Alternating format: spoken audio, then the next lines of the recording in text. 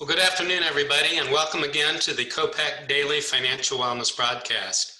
For those of you just joining us, we wanted to remind you that we do broadcast every day, except maybe for holidays. Between 2 and 2:30, we'll have a guest speaker talking about a timely topic.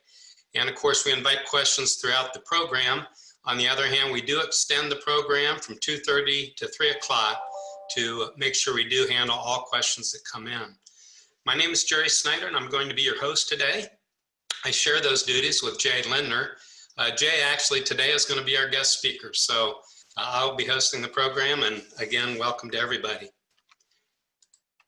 Because some of our speakers are involved with the financial service industry, and they also serve on the board of COPEC, we do want to give adequate disclosures to that situation.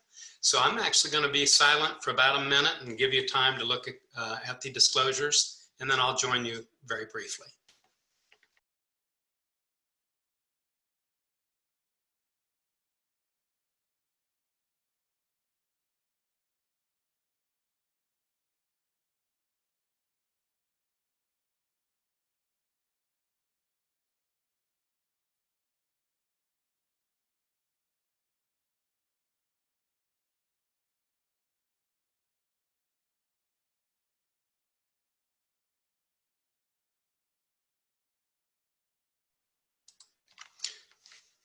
Well, thank you very much for your patience. Again, for those that are new with us, we wanted to mention that COPEC is a nonprofit organization. We started back in about 2004.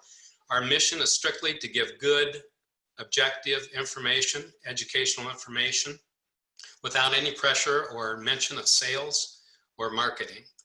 And of course, we do live stream every day. And occasionally we do have connectivity problems. So if that is to occur, please be patient and we'll get things up and running. As I mentioned, we do broadcast daily, except for the holidays. And we do want to invite you to share our programs with any of the individuals that you may know that could be helped by these programs. Maybe you're a part of an organization or a corporation that would benefit with their employees. On the right side, you can see many of our guest speakers and their expertise. So please look for their programs. And of course, I do want to bring your attention to the website, the copeceducation.org website. It's got a plethora of information on our programs. And so, of course, the one tab there that I'm showing shows the daily programs. And we also, in fact, I think we scheduled for the rest of the year. So you can look kind of month by month on the orange tabs and look ahead, and you'll see calendars such as this, month at a glance, where you can look for the programs that really might interest you. Of course, we'd love to have you join us every day. Retirement decisions, some of you might be familiar with that. 2 or 3 times a year, we give in-depth programs on retirement, covering all facets of retirement. We've been giving those programs at the Fawcett Center. Now, due to the pandemic, we're unable to host programs there. So look for those programs on Zoom, and we get in depth, including the state pension plans as well. Now, also, Financial Fridays are very popular, and those begin at 11 o'clock every Friday. And, you know, the discussions we have during the day are limited. However, on Fridays, we really get in more in depth on many of these same topics. So you might enjoy those as well. And we have those scheduled, and you can sign up for those on that tab. And then, as I mentioned, if you do have an organization or a nonprofit that you'd like to bring our programs into, we'd be happy to consider that, and please contact us via that tab as well. And then very, very importantly is the tab whereby you can elect a 15-minute consultation with any of our guest speakers, and we will provide for that. You may have more personal related questions that you'd not like to broadcast, or you maybe didn't get the full in-depth of your question answered. That would be the tab that you want to access for that reason. So today we are going to have Jay join us and talk about investment behavior. And of course, Jay is the president and CEO of the company based here in Dublin, Retirement Strategies. So Jay, I've been intrigued with this topic myself, so I've been looking forward to it.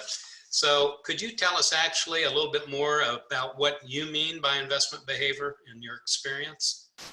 Well, thanks, Jerry, and thanks again for being part of this. We've been doing this together for quite a while, and it's always fun to share this information with the public. So appreciate everybody tuning in.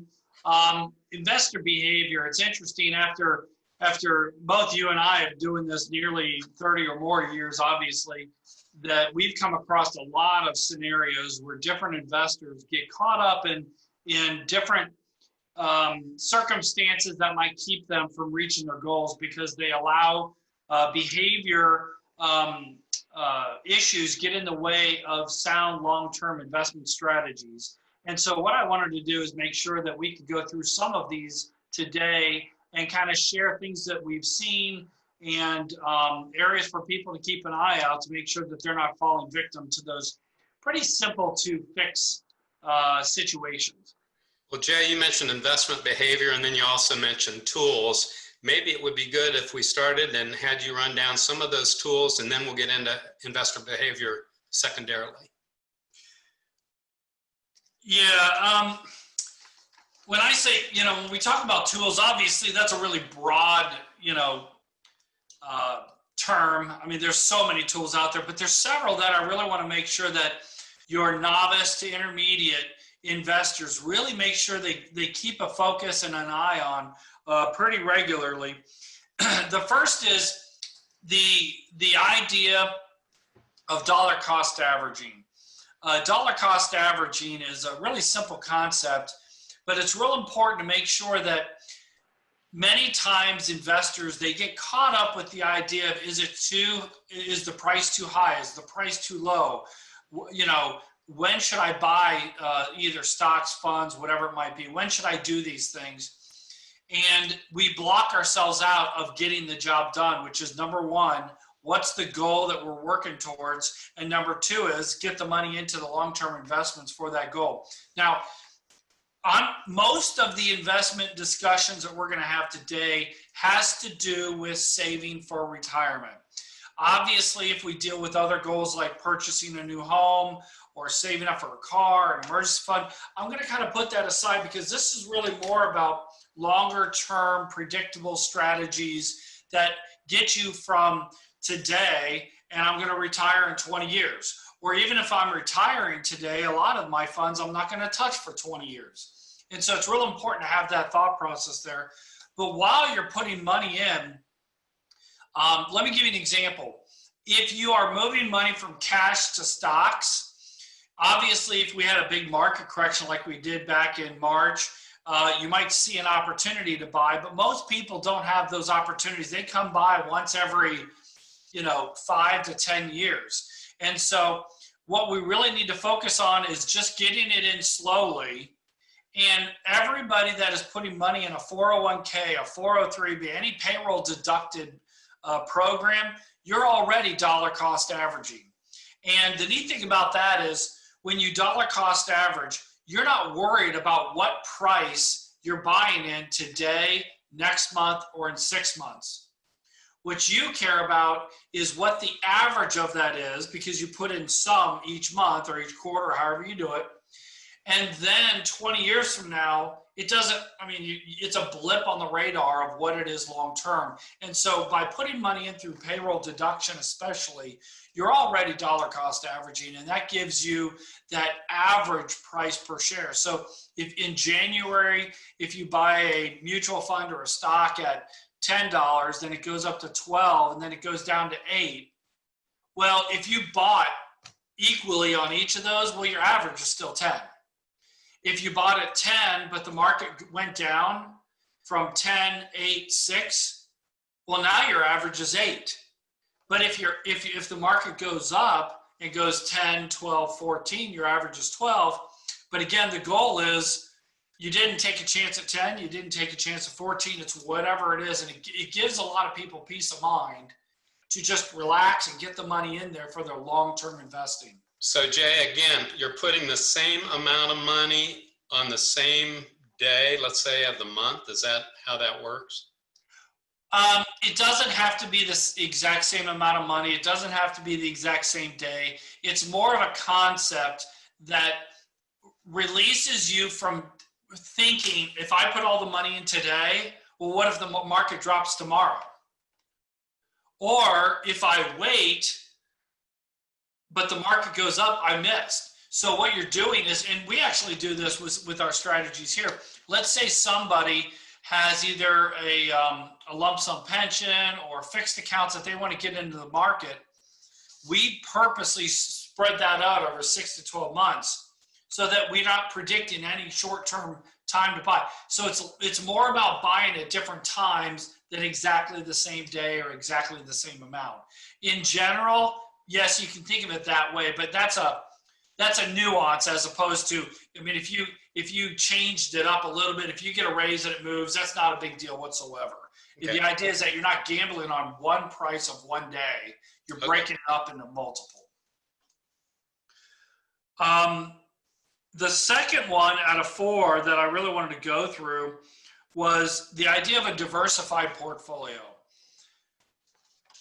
A lot of times people get caught up with individual stocks, individual funds, even index funds, where they overweight in certain areas and not have a diversified placement within sectors, within regions, and all different types of large cap, small cap, whatever it might be. And as an example, the S&P 500 is heavily weighted in its growth on several stocks versus the entire 500. And so utilizing some of those other allocations that are outside of those indices is real important. But the key is once you set up a diversified portfolio, stick to it. A lot of times we think we can time the market. A lot of the times we can think we can time sectors or whatever it might be. And I'll talk a little bit later. And it's one of the interesting points that we have, which is hot hand fallacy. We'll get into that a little bit. But understand what a diversified portfolio is. Understand what it encompasses and stick to it. Think of it kind of like you're buying a car and you're going to keep it for the next 7 years. And you really want that car to be what you want for the next 7 years. Well, the same thing with a portfolio. Don't keep changing it up based on how you think things are changing in the economy or politics or even your own personal risk tolerance. Obviously, you can, skew and change a little bit here and there, but stick to it. Long-term strategies and predictability really, make themselves apparent over time. And when you're stable, as you go, kind of an idea, it really works out for you in the long term. Here's another one, rebalancing. Now, what a lot of people don't think about is, let me give you an example. If you find out, when I talked about that portfolio, let's say that you're 50% stocks and 50% bonds and cash, and that's a very simplified way of looking at it. But you're a moderate investor. You're comfortable with a decent amount of risk, but not a lot of risk. But you want to make some money, and you're going to go through some volatility with that kind of an allocation. Well, let's say that you put your money into that type of an allocation with maybe 15 different funds or stocks or however you set those up. If the market did well, where let's say the stock, the equity portion of that balanced portfolio did, 10% for 3 years, and it was a pretty good market. Your risk tolerance is still 50-50, but your allocation changed from 50-50 to where those stocks probably rose to 55, 60, or even 65% of your portfolio because you did not sell those back to 50-50 to capture those gains. And a lot of people believe, well, why would I do that? Why would I sell off when the market's doing well? Well, because your risk tolerance is 50-50. It isn't 65-35. And so therefore, as long as you continue to rebalance your portfolio, you are essentially taking those gains. You know the old saying, buy low, sell high? It's not buy high and sell low. It's buy low and sell high, hypothetically. So if you're in at 50-50 and the market goes up, it's higher than where you were.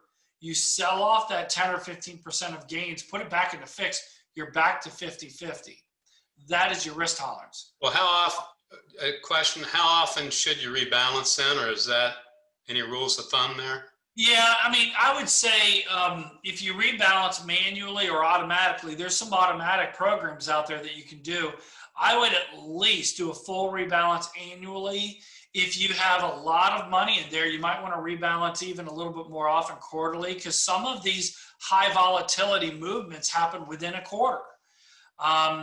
And so, you may have had a lot of growth throughout the year. 2 years ago, we had a huge movement, almost 20% movement in one quarter, in the fourth quarter, a couple years ago. So you basically, if you're at 50-50, but it grew to 60-40 throughout the year, well, you lost 20% on 60% of your money, not 50% of your money. Now, of course, it came back and those types of things. And the idea of the market going down and coming back, the point of that is very sound. But the idea that you are, let me go backwards one step. I don't want the dollar cost averaging to override short-term fluctuation. If the short-term volatility is moving and it's within a certain reasonable level, then stick to your dollar cost averaging. If for some reason you have a very big adjustment, hence the one we just went through the initial COVID, the economy shutdown. If the market goes down dramatically, Jerry, what would you normally think people should do? They should rebalance at that point. That they should. Yeah. Most people would think, don't touch it. Yeah. Don't touch it and wait for it to come back. But the problem is if it's the opposite of what we just said, if it's 50-50 and the market went down, now you're only down to 35%. When the market recovers, you only had 35% in the market versus 50-50. So when big changes like that happen, you may manually rebalance on your own over some automatic or some schedule. And here's the reason why. Your account went from 50-50 down to 35-65, but you're still a 50-50 investor long term. If at that point you move bonds into the market, you're doing exactly the same thing we mentioned before, which is buy low and sell high. You actually want to buy when the market's on a downswing, and you want to sell when the market's on an upswing. So that's an example there. We're absolutely right. You want to actually do the opposite, which is buy stocks when they go down. If they keep going down, buy more stocks. Obviously, this is a very scary thing for people to conceptualize, but as long as you have a long-term time horizon, just like dollar cost averaging, that will work out, and it brings down your average cost of shares for the long-term recovery and the long-term, performance of the accounts. And Jay, I want to make sure we have time to talk about the lifestyle funds. I know those are become very popular in retirement accounts. Yeah, and lifestyle funds are great for beginner investors and those people that know they're not going to touch the accounts. In general, we find that they may not hold up as well to a broken out diversified portfolio where you pick, and the reason why I'm saying that is a lot of lifestyle funds, if you have inside that lifestyle fund, if you have an exposure to quality corporate bonds in that lifestyle fund, you're to their discretion as to what that fund performs at. That subsector. But if you unbundle it, you can shop it out. You can pick all the great ones out there and you can make your own. So usually it's better to break those up, especially as your assets get larger. An extra 0.5 to 1.5% performance increase is a big difference in your portfolio. But the lifestyle funds are great because what they typically do is they should stay within a certain risk tolerance, and they should stay diversified, similar to what we were talking about before. So they're already rebalancing and they're already diversified. The problem is, again, is whether you want to actually perform better than those lifestyle funds do, but they're a good entry-level step to get people going with these rules in mind. And are they usually tied into when you want to retire or plan to retire? Is that the concept? Well, there's all different types. There's different risk levels, or they say, like, there's some that are like, retirement in 2030 or retirement in 2040. And all that basically means is the closer you get to those dates, they rebalance for you. One of the reasons why I don't like those types as opposed to just a moderate or moderately aggressive or whatever those types, because you can control what your allocation is versus them purposely getting more conservative on your behalf as you get closer to retirement. Now, if you want to be ultra conservative, then that's okay, but you're not really controlling your own risk tolerance, because there's a lot of people who are retired, they're already 65, but, and let's say they're 65 today, but they may still want that account to be more like a 2040, more equities, because that's money they're not going to touch for 10, 15, 20 years.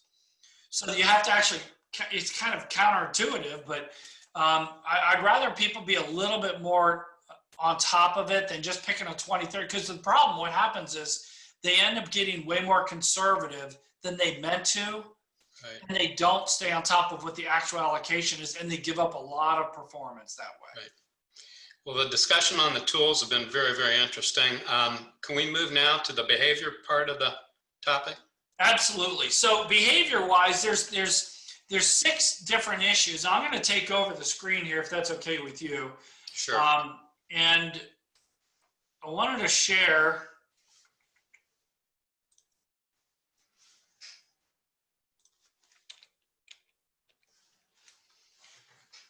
So for everybody to listen, who's listening, take a look at this picture that I'm going to share with you here.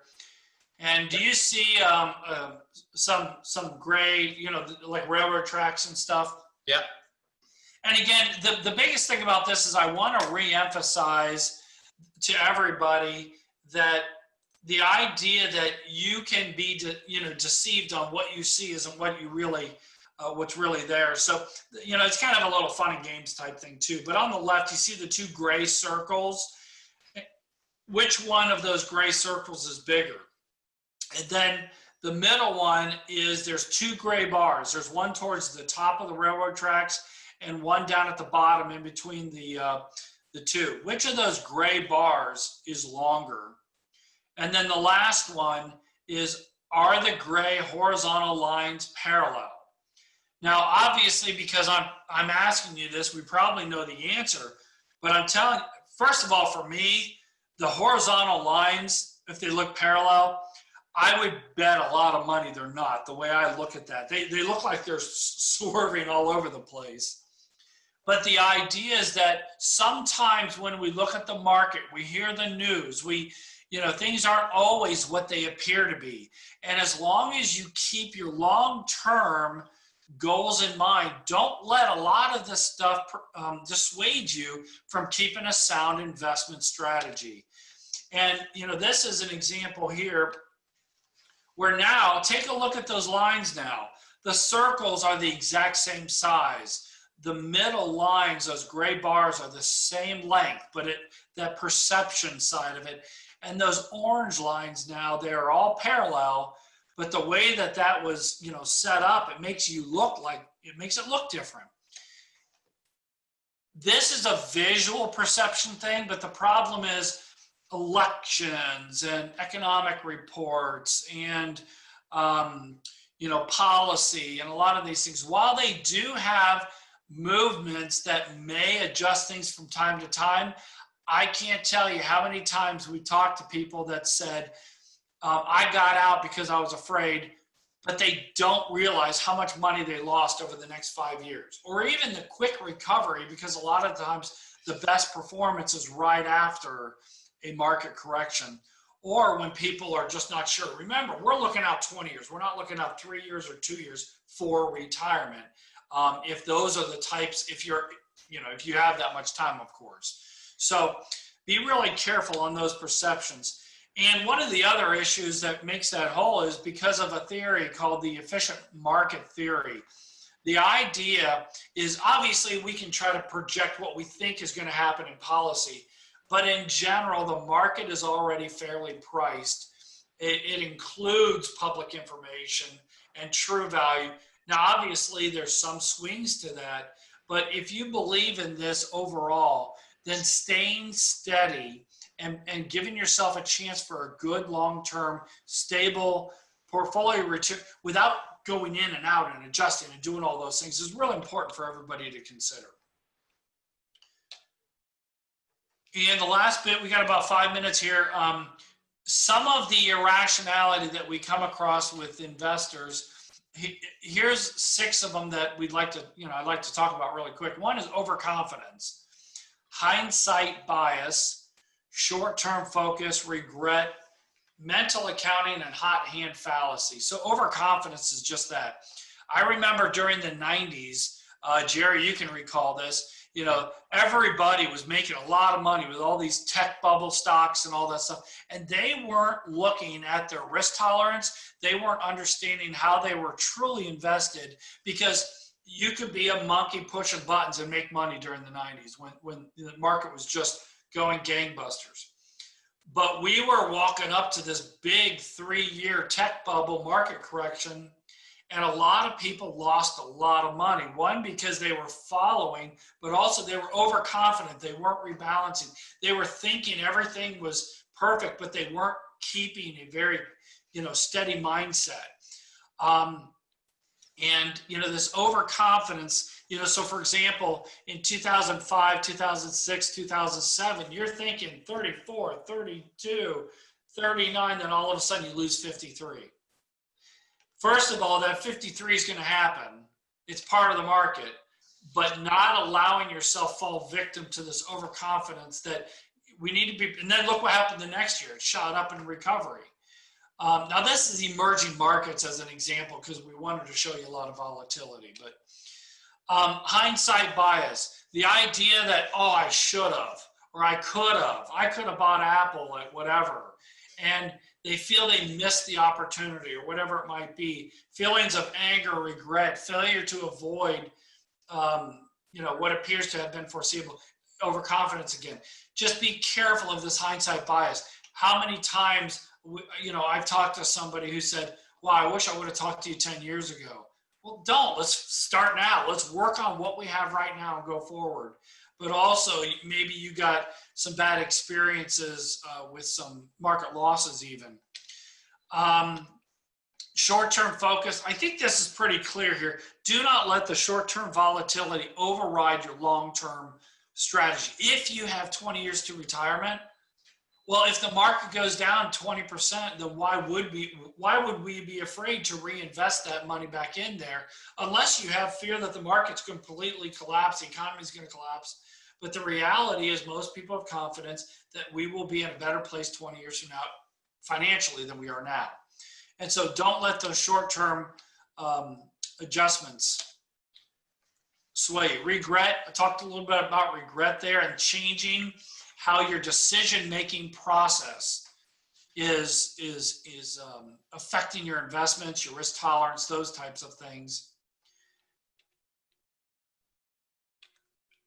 And then mental accounting. One of the things what mental accounting is forgetting that you have a large portfolio. You may have an IRA, a SEP IRA, a 529, a 401k, all these different things, but it's real important to bring those all together and see your portfolio as one. It is don't separate them. Think of it as one as much as possible. Sometimes we'll sit there and talk to somebody and, they have a very aggressive portfolio. We're like, are you sure it's aggressive and whatever it is? And then we find out they have twice as much in fixed. Oh, well, actually, my mind changed now. Now you're more conservative than I thought you were because you have a lot more in fixed. You need to see everything as one and bring them all together. And then hot hand fallacy. It's kind of like the overconfidence. You're favoring people managers that are doing well. And this is a great chart I want to show you. This is of winners and losers from 95 to 2014, and it could be any time frame. But if you look at it, like look at the red as an example. Those are international. It did worse as a sector in 95, a little bit better, then higher, or lower, then higher, higher, lower, way at the bottom. Then it goes up and down all over the place. So does the blue, the dark blue, even the orange.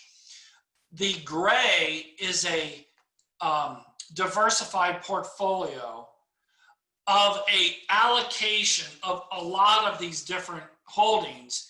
And look how predictable that is. It's in the middle of that line. You know, it's either in the third or fourth almost every year. And most people will stay invested if it's predictable as much as possible. And trying to pick one or the other, some people say, oh, I'm going into international because they're doing well. Well, you can't overweight it because you're going to blow yourself up the next year maybe. So just being careful with some of these things. And I know I went over a little bit there, Jerry, my apologies, but I think those are some good things for people to think about. Very good. And that does bring us to our question and answer period. We're right on time. So we'll keep the lines open to see if we have